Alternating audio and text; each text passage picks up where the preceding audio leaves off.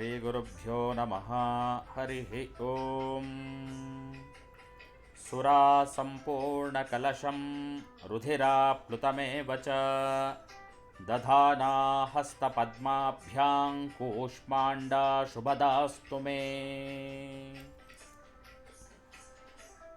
ಆತ್ಮೀಯರೇ, ನವರಾತ್ರಿ ಹಬ್ಬದ 4ನೇ ದಿನವಾದ ಇಂದು ಕೂಷ್ಮಾಂಡಾ ದೇವಿಯ ಅವತಾರದ ಬಗ್ಗೆ ತಿಳಿಯೋಣ.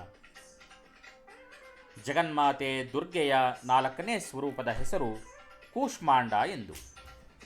ತನ್ನ ಮಂದ ಮಧುರ ನಗುವಿನಿಂದ ಅಂಡ ಅರ್ಥಾತ್ ಇಡೀ ಬ್ರಹ್ಮಾಂಡವನ್ನು ಉತ್ಪಾದಿಸುವ ಕಾರಣ ಈಕೆಯನ್ನು ಕೂಷ್ಮಾಂಡಾ ದೇವಿ ಎಂದು ಕರೆಯುತ್ತೀವಿ. ಇವಳೇ ಸೃಷ್ಟಿಯ ಆದಿಸ್ವರೂಪ ಹಾಗೂ ಆದಿಶಕ್ತಿಯಾಗಿದ್ದಾಳೆ. ಈಕೆಗೆ ಮೊದಲು ಬ್ರಹ್ಮಾಂಡದ ಅಸ್ತಿತ್ವವೇ ಇರಲಿಲ್ಲ.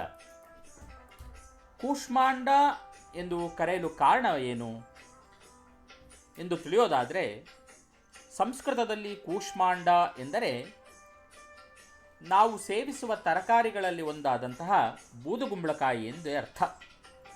ಈ ಬೂದುಗುಂಬಳಕಾಯಿಯನ್ನು ದೇವಿಗೆ ಹೇಗೆ ಹೋಲಿಸಿದ್ದಾರೆ ಅನ್ನೋದಾದರೆ, ಕು ಎಂದರೆ ಚಿಕ್ಕದು, ಊಷ್ಮ ಎಂದರೆ ಶಕ್ತಿ, ಅಂಡ ಎಂದರೆ ಭ್ರೂಣ. ಚಿಕ್ಕದಾಗಿರುವ ಶಕ್ತಿಯುತವಾಗಿರುವಂತಹ ಭ್ರೂಣ ಎಂದರ್ಥ.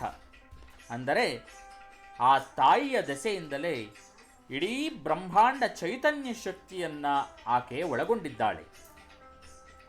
ಹಾಗೆಯೇ ಕೂಷ್ಮಾಂಡ ಎಂಬುವಂತಹ ಅಂದರೆ ಬೂದುಗುಂಬಳಕಾಯಿಯನ್ನು ಮನುಷ್ಯರು ಆಹಾರದ ರೂಪದಲ್ಲಿ ಸೇವಿಸಿದ್ದೇ ಆದರೆ ಮನುಷ್ಯರಿಗೆ ಜ್ಞಾನ ವೃದ್ಧಿಯಾಗುತ್ತದೆ. ಈ ಪದಾರ್ಥ ಜ್ಞಾನವರ್ಧಕ.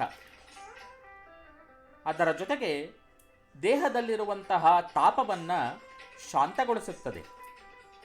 ಆಯುರ್ವೇದದ ಪ್ರಕಾರ ಒಳ್ಳೆಯ ಶಕ್ತಿಯನ್ನು ಕೊಡುತ್ತದೆ.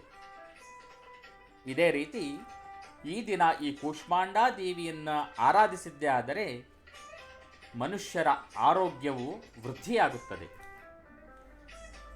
ಸೌರಮಂಡಲದಲ್ಲಿ ಸೂರ್ಯನ ಕೇಂದ್ರ ಸ್ಥಾನದಲ್ಲಿ ಈಕೆ ಆವಾಸಸ್ಥಾನ. ಈಕೆಯ ವರದಿಂದ ಆ ಸೂರ್ಯನು ಆರೋಗ್ಯಂ ಭಾಸ್ಕರಾದಿಚ್ಛೇತ್ ಎಂಬಂತೆ ನಮಗೆಲ್ಲರಿಗೂ ಆರೋಗ್ಯವನ್ನು ಕೊಡುತ್ತಿದ್ದಾನೆ.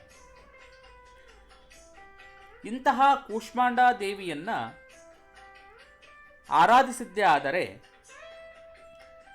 ನಮ್ಮಲ್ಲಿರುವ ಎಲ್ಲ ರೋಗಗಳು ದೂರವಾಗುತ್ತದೆ. ಹಾಗೆಯೇ ಇವಳಿಗೆ 8 ಭುಜಗಳಿದ್ದು ಈಕೆಯನ್ನು ಅಷ್ಟಭುಜಾದೇವಿ ಎಂದು ಕರೆಯುತ್ತೇವೆ. ಈ ರೀತಿ ಆ ದೇವಿಯ ಆರಾಧನೆ ಮಾಡಿದವರಿಗೆ ಅನಾಹತ ಚಕ್ರ ಜಾಗೃತಗೊಳ್ಳುತ್ತದೆ. ಕೂಷ್ಮಾಂಡಿ ದೇವಿಯು ಎಲ್ಲರನ್ನೂ ಅನುಗ್ರಹಿಸಲಿ ಎಂದು ಪ್ರಾರ್ಥಿಸುತ್ತಾ ತತ್ಸರ್ವಂ ಶ್ರೀ ಜಗದಂಬಾರ್ಪಣಮಸ್ತೋ.